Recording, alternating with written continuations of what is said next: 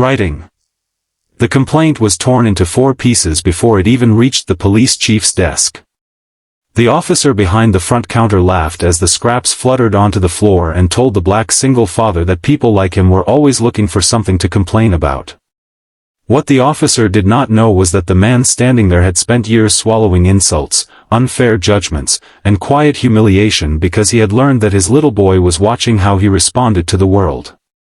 And that afternoon, inside a busy police station filled with officers who thought they already knew his story, something happened that would make every person in that building stand up.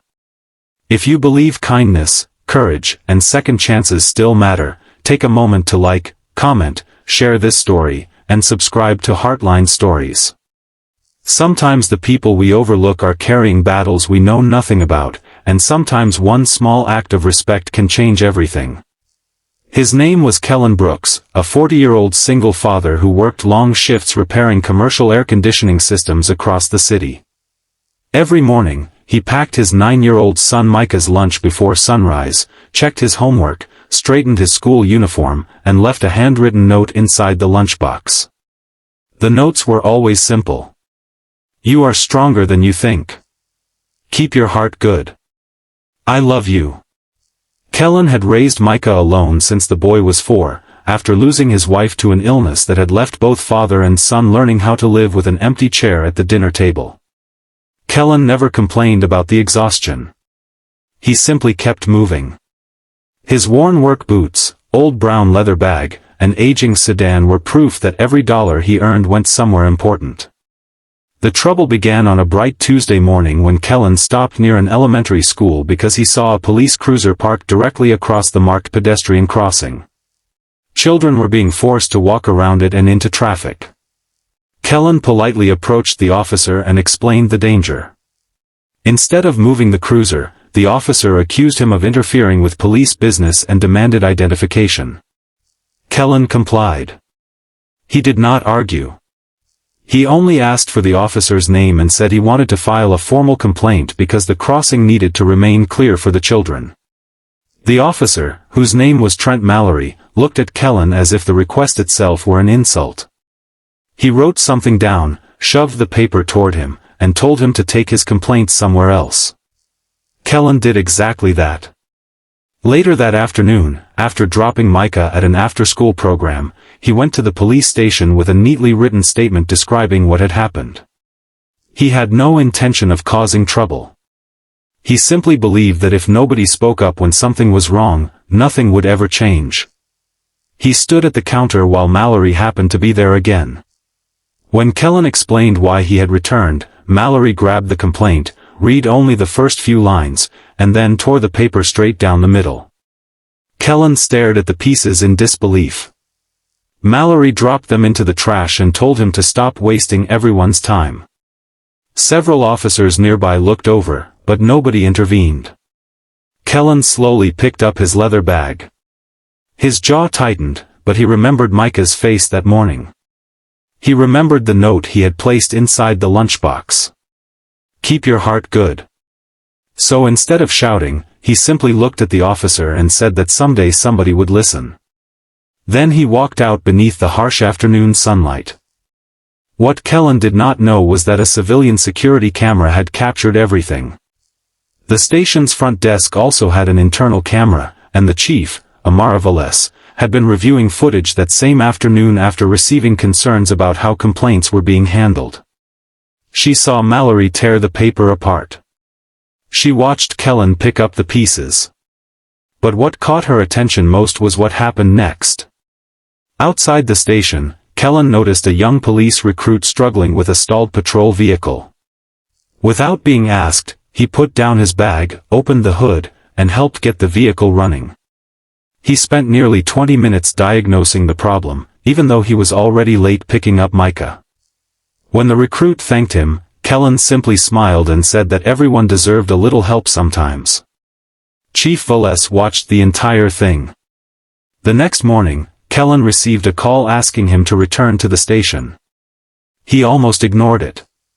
He expected another argument, another accusation, another reminder that his voice apparently did not matter. But when he entered the lobby, something was different. Chief Velez was standing near the front desk, surrounded by officers. Mallory was there too, looking unusually pale. The chief held the torn complaint in her hands. Someone had retrieved the pieces from the trash and carefully taped them back together. She told Kellan that she had watched the footage. She had seen how he was treated. She had also learned that the school crossing had received several complaints before his, but his was the first one that had been physically destroyed. She told him the matter would be investigated, and Mallory would face disciplinary action for his conduct. Kellan looked down at the repaired complaint and said that he had not come there to get anybody fired. He only wanted someone to listen. He said children crossed that street every morning, including children whose parents trusted the police to protect them. Then he quietly added that he wanted his son to grow up believing that doing the right thing still mattered. The chief looked around the room. For several seconds, nobody moved. Then she stepped forward and thanked Kellan for something far greater than filing a complaint. She thanked him for keeping his dignity when somebody tried to take it from him. She thanked him for helping a police recruit who had been too embarrassed to ask for assistance. And then she turned toward the entire station. She ordered every officer present to stand. One by one, chairs scraped against the floor. Officers straightened their uniforms. Mallory reluctantly rose with them. Chief Velez told them that respect was not something police officers were supposed to demand from the public. It was something they were supposed to earn. She said Kellan had walked into their station expecting nothing more than a fair hearing, and despite being humiliated, he had still chosen compassion over bitterness. Then, in the quietest moment of the morning, the chief gave the command for the entire station to salute him. Kellan froze. He had never worn a uniform. He had never carried a badge. He was simply a father who worked hard, loved his son, and refused to let one ugly moment turn his heart ugly too. Yet suddenly dozens of officers were standing before him, hands raised in a formal salute. Kellan's eyes filled with tears. He whispered that he did not deserve that. The chief answered that he did not need a badge to deserve respect. That evening, Kellan picked Micah up from school. His son climbed into the car and asked why his father looked so emotional.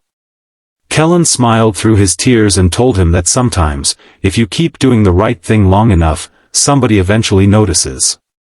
Micah opened his lunchbox and found the morning note still inside. He read it quietly before folding it and putting it in his pocket. Keep your heart good. Years later, Kellan would still remember that day. Not because a police station had saluted him, but because his son had been watching all along. And perhaps that was the greatest victory of all. Kellan had shown him that dignity does not come from a uniform, money, power, or status. It comes from what you choose to do when nobody is treating you fairly. If this story touched your heart, please like the video, leave a comment, share it with someone who needs a little hope today, and subscribe to Heartline Stories. Your support helps these stories reach people who may need their message more than we realize. And before you leave, make one special commitment in the comments, write, "I will keep my heart good, even when the world is not." Because sometimes the strongest person in the room is not the one with the badge. Sometimes it is the person who was hurt, had every reason to become bitter, and still chose kindness.